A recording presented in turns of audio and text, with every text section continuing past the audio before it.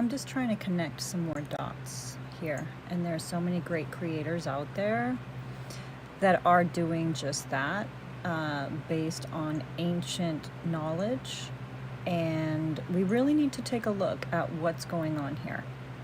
So let's start.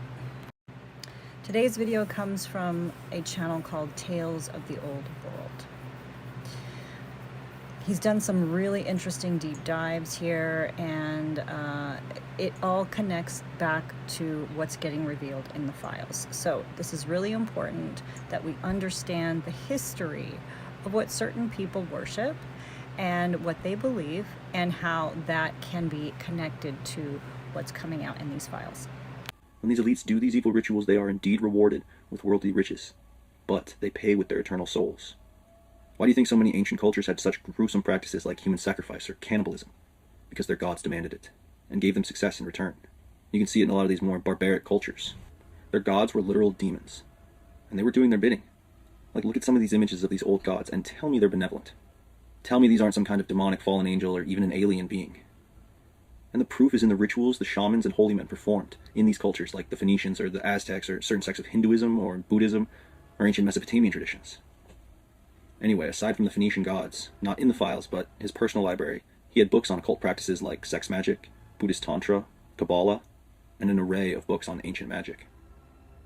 To best understand this cult-like religion these people follow, I refer you to a book I recently read by Robert Sepper, an anthropologist who also makes great videos on YouTube, but also has written a few books, and in his book 1666, Redemption Through Sin, he really lays out what these elites are doing. It's a short read and a cheap book, so I suggest everyone read it at some point.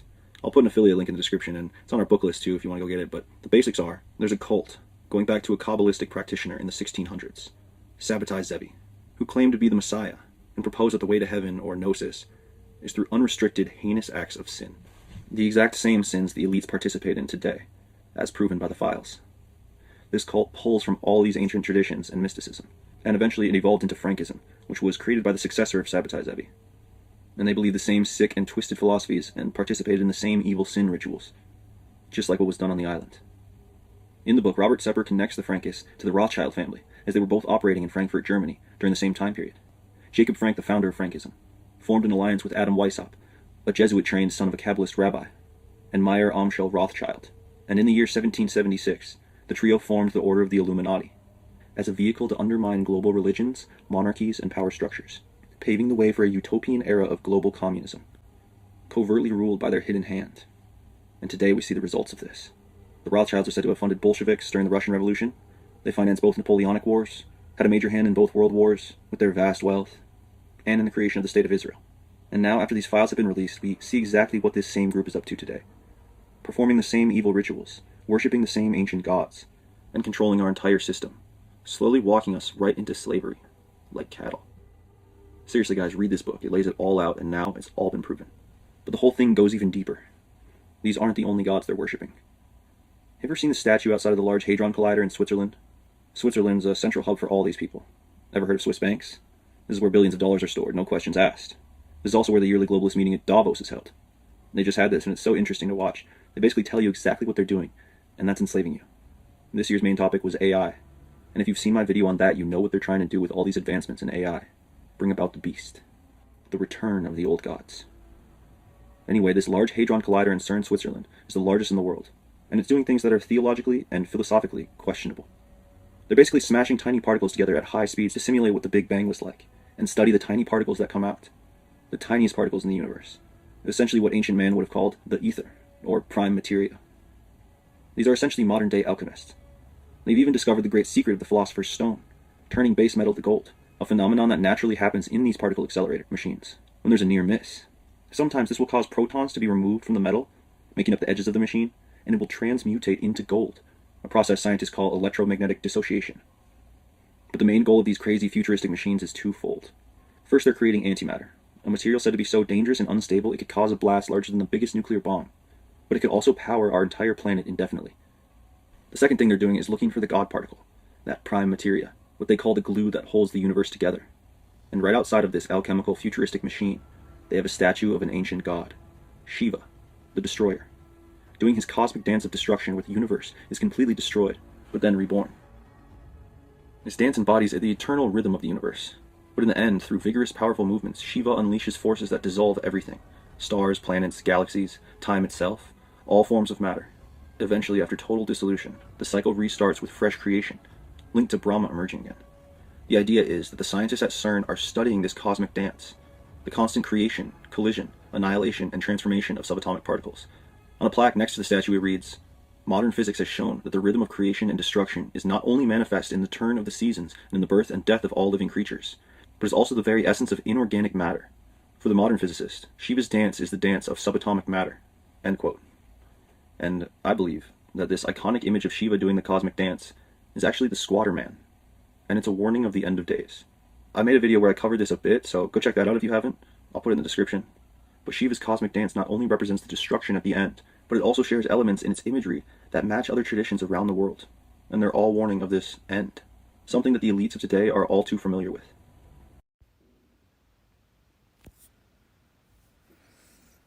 Okay, I keep being drawn to this. Check this out. I saw this on Twitter. And then I've been doing some research, focusing on the Iran stuff. And then I keep being drawn back to this. Things just keep popping up on me on the algorithm that keep drawing me to this. There's a reason. Look at this connection. 2 weeks before Israel's attack on Iran, this happened. Flames rise in Tehran as a horned figure burns in the heart of revolution rallies. Why were statues of the ancient deity Baal set alight across Iran? From biblical symbolism to modern conspiracy theories, this fiery spectacle is about far more than history.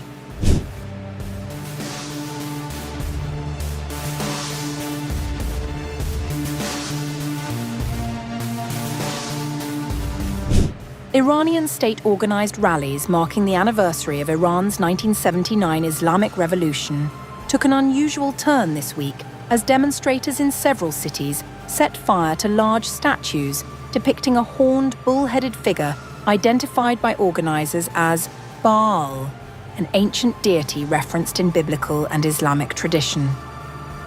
According to Iranian media, the coordinated burnings were framed as a symbolic protest against what organizers described as moral corruption in the West. Some of the events were reported to have taken place simultaneously in different cities. Images circulated online showed a towering bull-headed effigy engulfed in flames in Tehran's Azadi Square. In some instances, the displays included additional imagery, such as the number 666, and references to US President Donald Trump. Participants were heard chanting "Death to Israel" and "Death to America," slogans commonly heard at official anniversary gatherings. Iranian news agency Mehr described the effigy as the idol of Baal, portraying it as a false god associated with deviation from monotheism. Online speculation linked Epstein to ancient deities such as Baal or Moloch, figures that in some traditions are associated with child sacrifice. Iranian organizers described the statue burning as a symbolic act intended to draw attention to alleged corruption in Western political and financial systems. The anniversary events themselves included the usual displays of anti-US and anti-Israel rhetoric, flag burnings and speeches emphasizing resistance to foreign pressure. State media framed the effigy burnings as a message from Tehran to the wider world. However, the symbolism sparked debate within Iran. Some clerics reportedly expressed concern about invoking imagery tied to ancient deities, while online users questioned whether the act risked unintended religious connotations.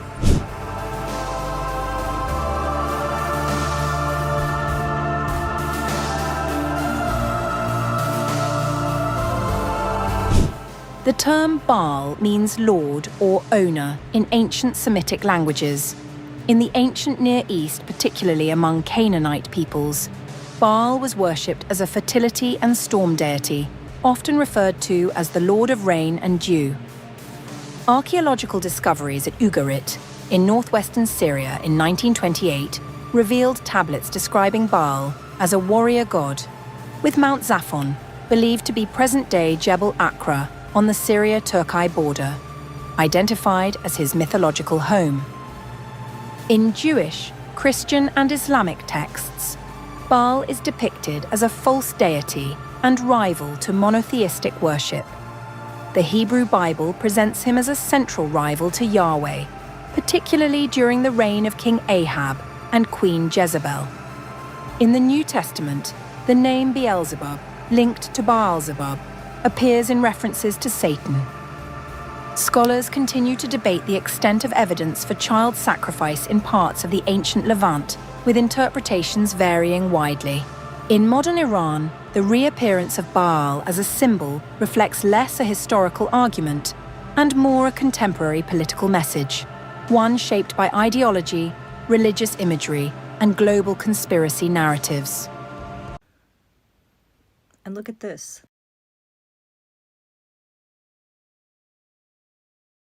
This guy's a rabbi. Why would he say that? How is that anti-Semitic? I don't get it.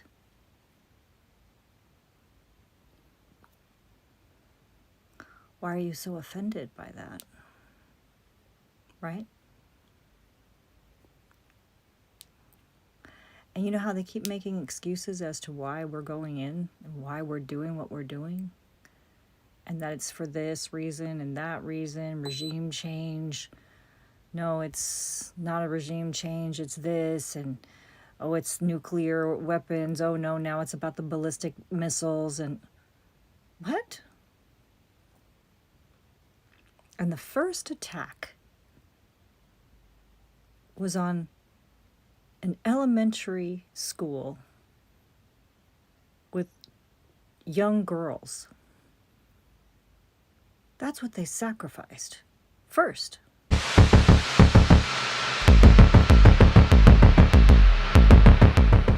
Iranian state media say the death toll from a strike on a girls' school in the country's south has risen to 165 after a devastating attack that officials in Tehran have blamed on US-Israeli operations.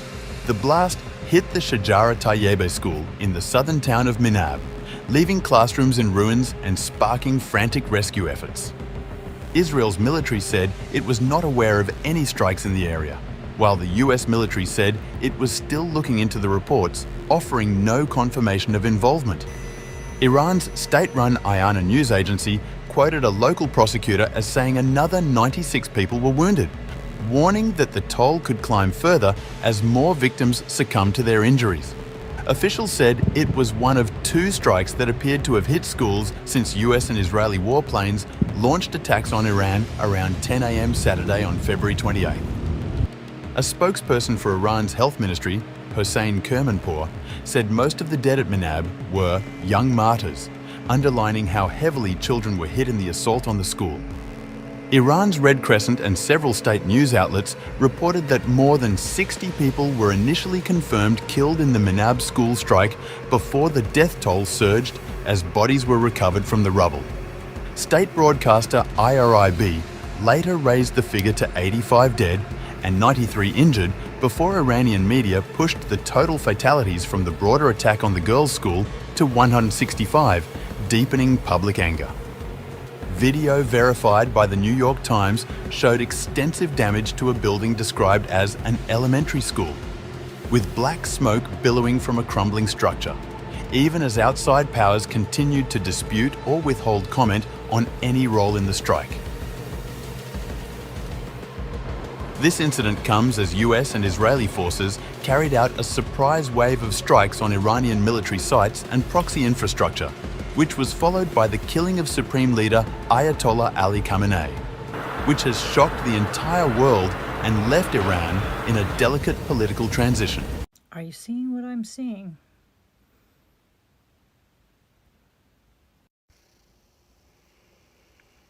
Okay, so let's go back into the past a little bit and talk about the Rothschilds. I think it's important to really understand the history of this family. It's been mentioned that Jeffrey Epstein represented the Rothschilds in the emails.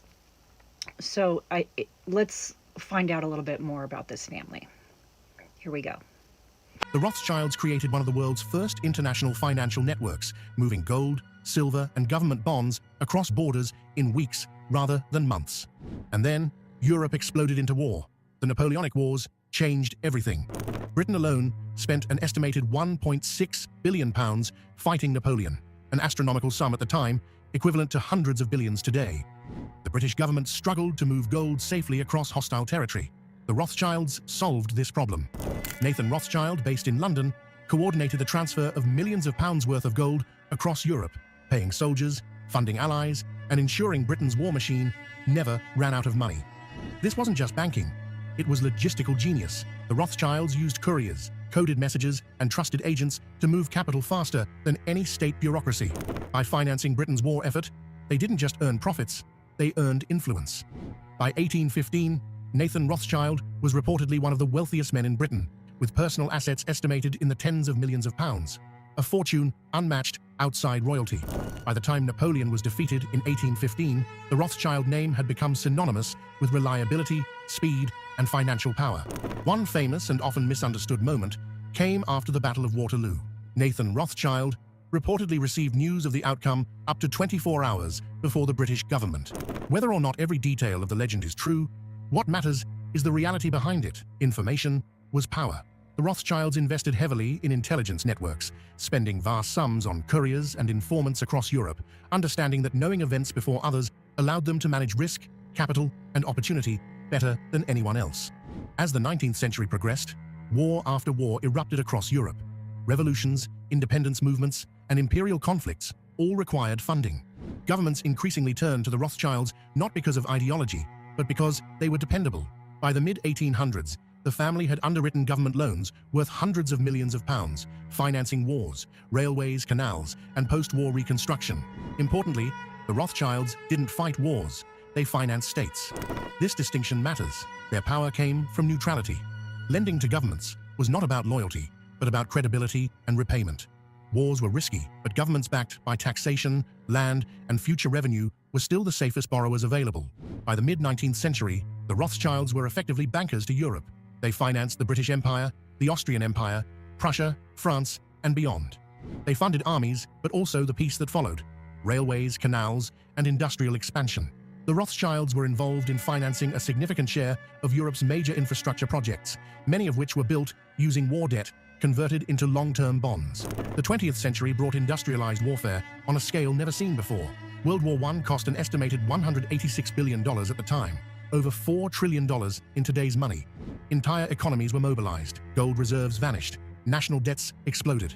While global finance diversified beyond single families, the Rothschilds remained embedded in sovereign bond markets, central banking relationships, and post-war reconstruction finance. By World War II, global finance had evolved even further. Central banks, governments, and institutions took direct control of war financing. But the Rothschild legacy had already reshaped how wars were funded. The idea that conflicts could be financed through debt markets, bonds, and international capital flows was now standard practice. This is where myth often overtakes reality. The Rothschilds did not control governments, start wars, or secretly rule the world. But they understood something far more important. Wars are temporary, but debt is permanent. The real power wasn't in choosing who won. It was in structuring how nations paid for conflict long after the fighting stopped. Even today, modern warfare is funded the same way. Governments borrow trillions. The United States alone has spent over $8 trillion on wars since 2001, largely financed through debt. Central banks expand balance sheets, and inflation quietly spreads the cost across populations. This system didn't appear overnight. It evolved through centuries of conflict, and the Rothschilds were among the first to master it. Their true legacy is not war profiteering, but financial architecture. They helped shape modern international finance, cross-border lending, sovereign debt markets, and the idea that capital could move faster than armies. In doing so, they demonstrated a brutal truth of history. Wars may be won with weapons, but they are sustained with money. The Rothschilds survived monarchies, revolutions, world wars, and economic collapses because they didn't depend on regimes, they depended on systems. While kings fell and flags changed, debt remained. And where debt existed, finance followed. Today, the family no longer dominates global finance the way legends suggest, but their influence lives on in the systems they helped build.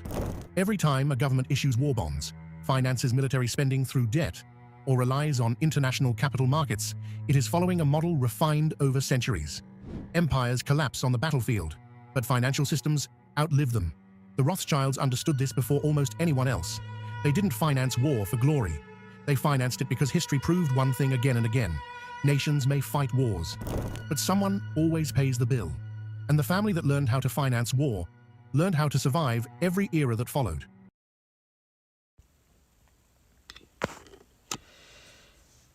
Okay, so yesterday's video was on the Rothschilds, and we're going to continue today with a little bit more history from the Rothschilds. Keep in mind that it's mentioned that they were starting their own private intelligence.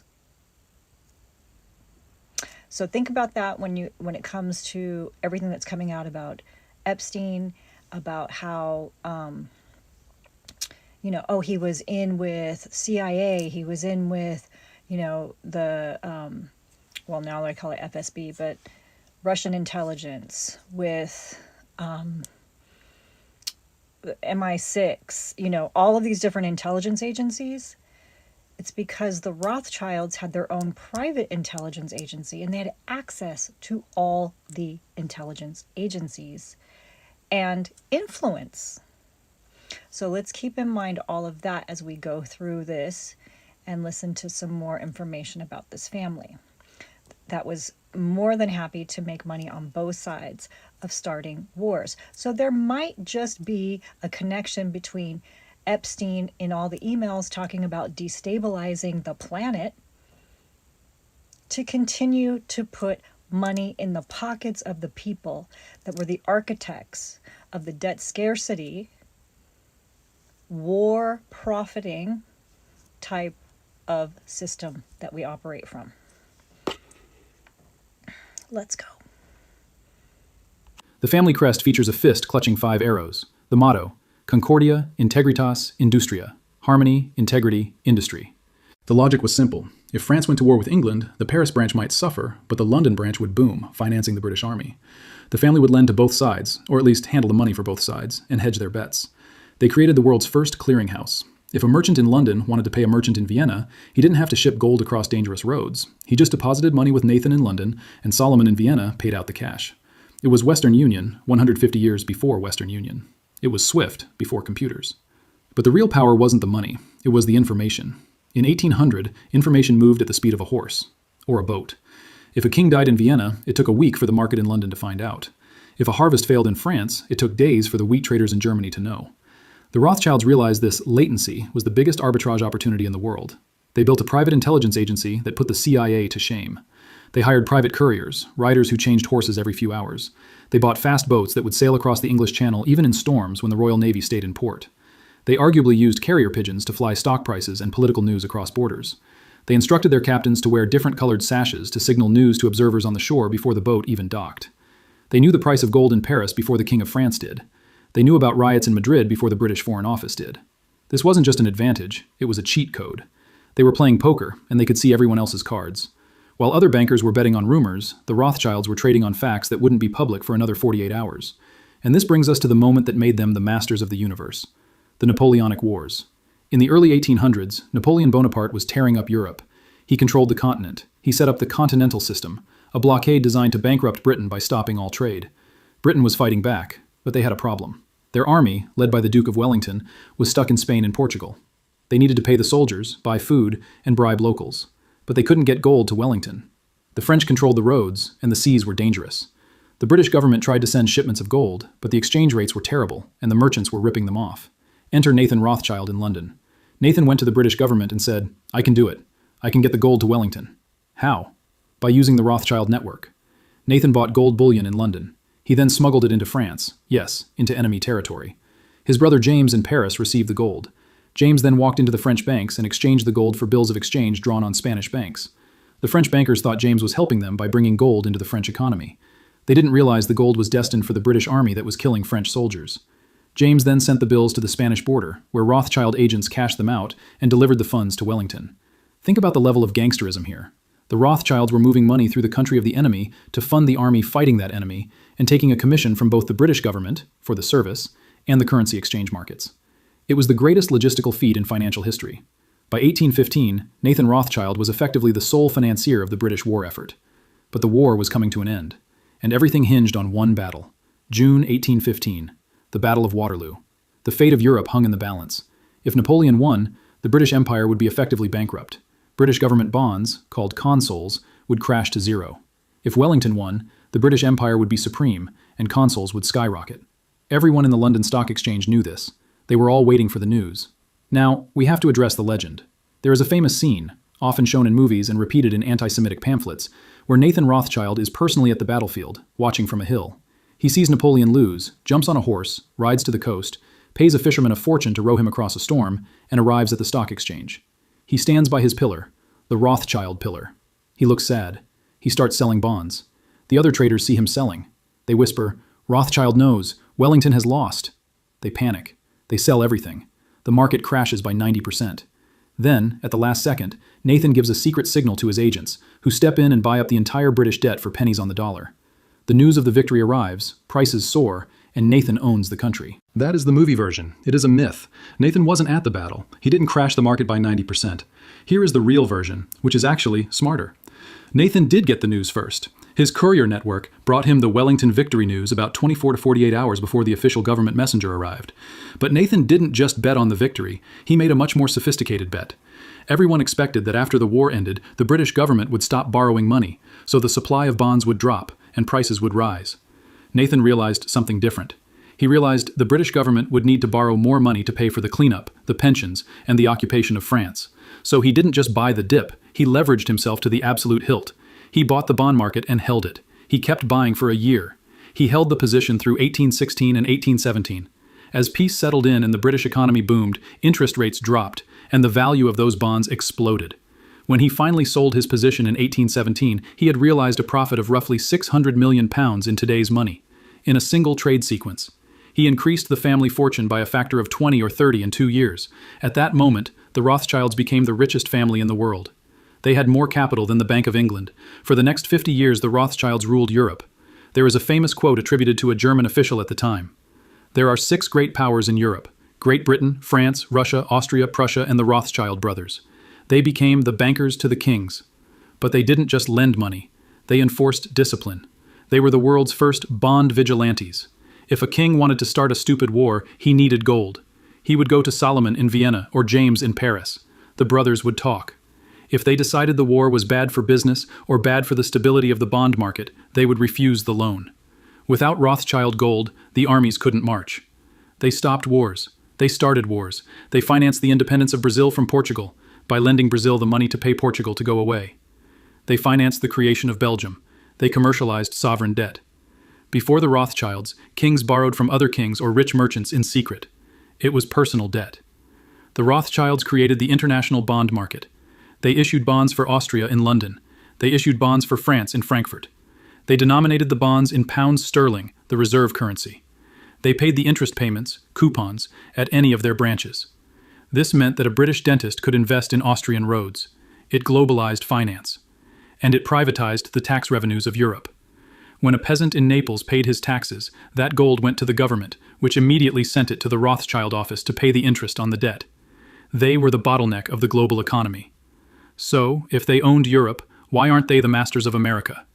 Why do we talk about J.P. Morgan and Rockefeller, not Rothschild, when we talk about U.S. history? This is the great failure of the family.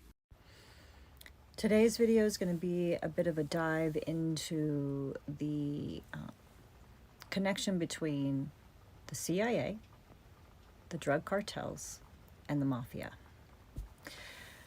This video excerpt is going to be from John G. Vibes. He's a new creator on YouTube.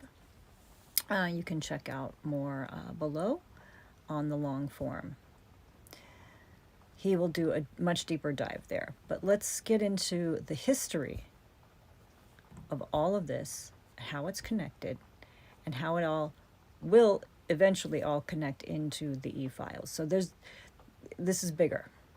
It won't be mentioned here, but as I roll out my videos, you will see how they all connect. In 1996, a journalist named Gary Webb published a series of articles in the San Jose Mercury News called Dark Alliance. His reporting laid out something that may surprise you. During the 1980s, cocaine had flooded into Los Angeles, fueling the crack epidemic that devastated communities across America. Webb traced that cocaine back to Nicaraguan drug traffickers who had direct ties to the CIA-backed Contra rebels.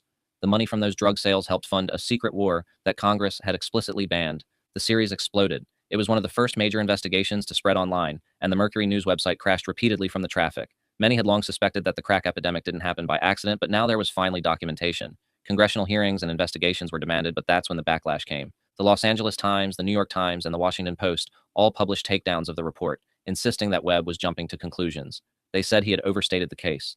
His editors buckled under the pressure and published a retraction that Webb himself refused to sign. He was demoted, reassigned, and eventually pushed out of journalism entirely. In 2004, Gary Webb's life ended under mysterious circumstances, and the details surrounding his passing are still debated to this day.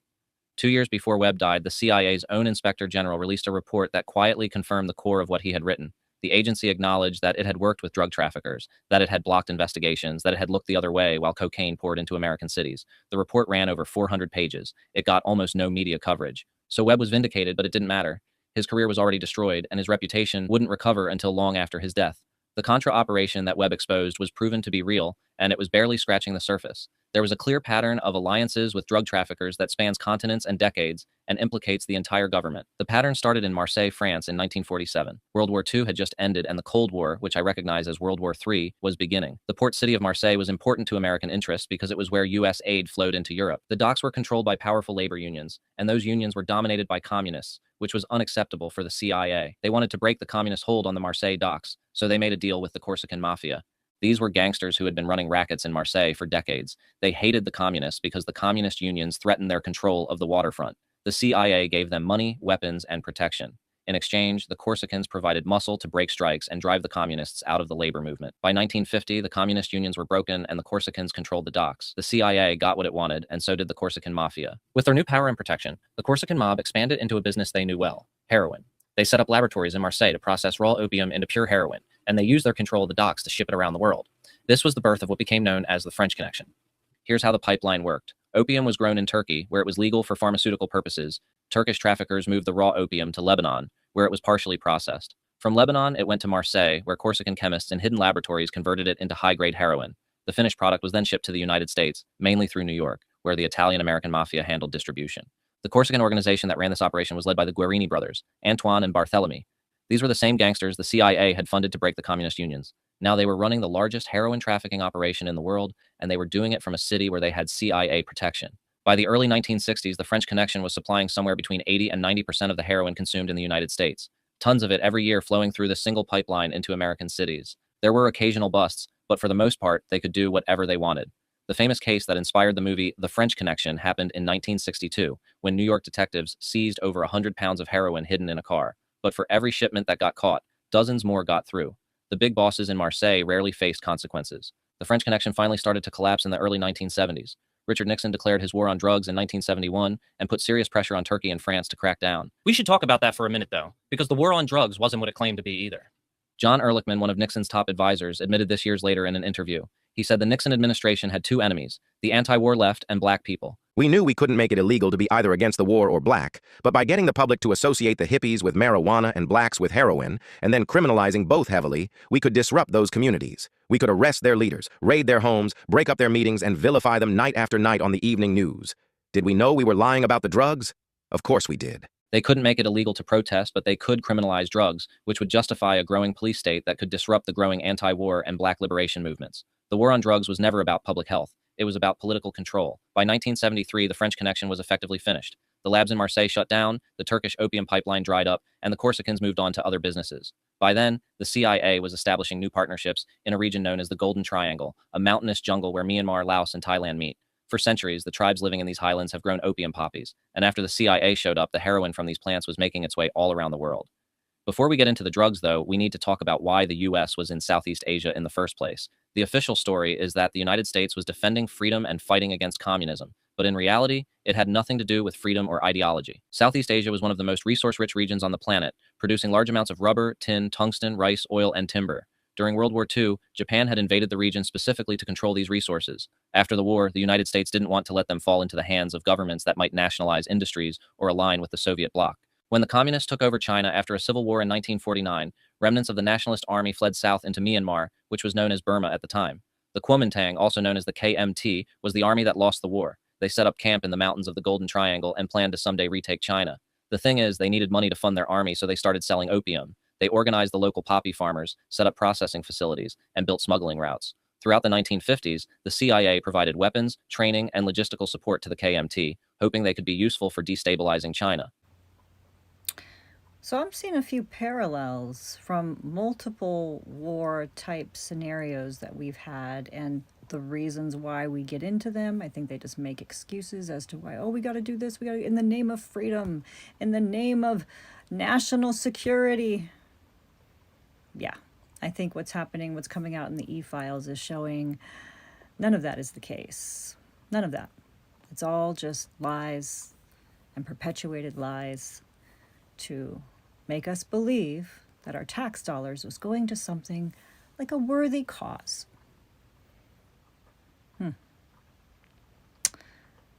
Tell me if you see any parallels here as to what's gone on in Afghanistan, what's going on in any of the several wars that are going on now. Do you notice anything?